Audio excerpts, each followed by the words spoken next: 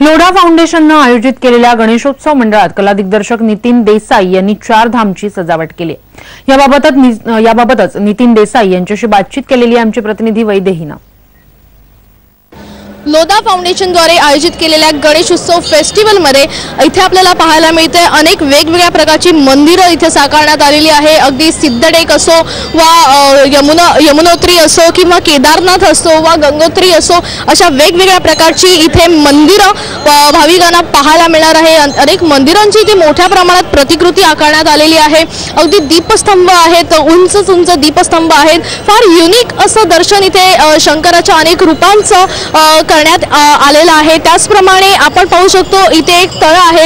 या तळ्यामध्ये साधारण पाहू शकतो की अनेक शिवलिंग आहेत आणि मुख्य करून ही शिवलिंग जी आहे ती बर्फाची बनवण्यात आलेली आहे।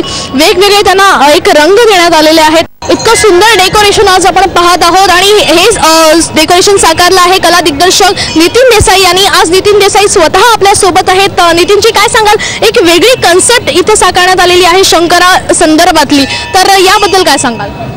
पहिले तर गणपती बाप्पा मोरया।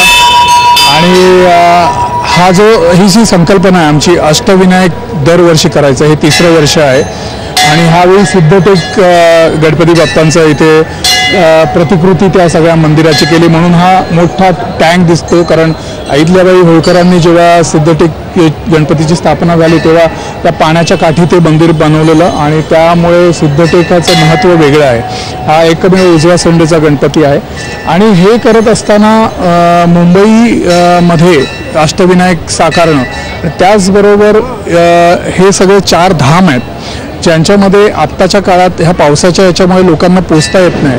तर मंगलजींची अशी कल्पना होती की त्यांना इथल्या सगळ्या रहिवाशांना हे 4 धामांचं दर्शन करून आणायचं होतं, हे ज्योतिर्लिंगांचं दर्शन करवायचं होतं।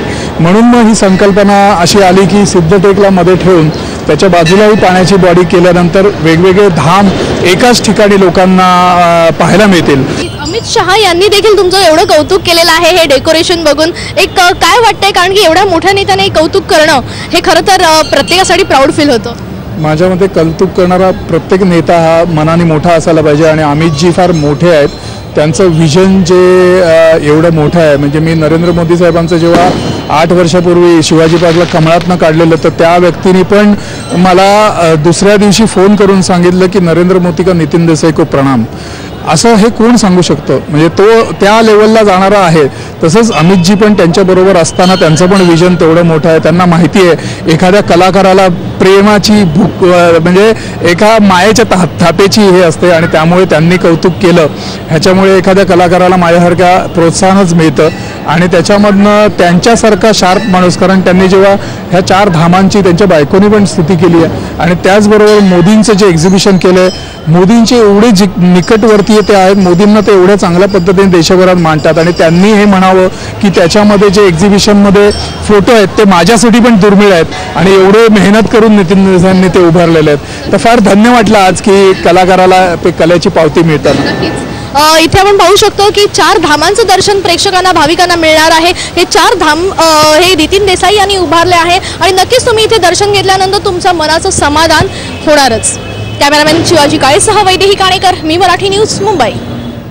यासह बुलेटिनमध्ये वेळ झालेली आहे इथेच थांबण्याची। ताज्या घडामोडींसाठी पाहत रहा मी मराठी न्यूज।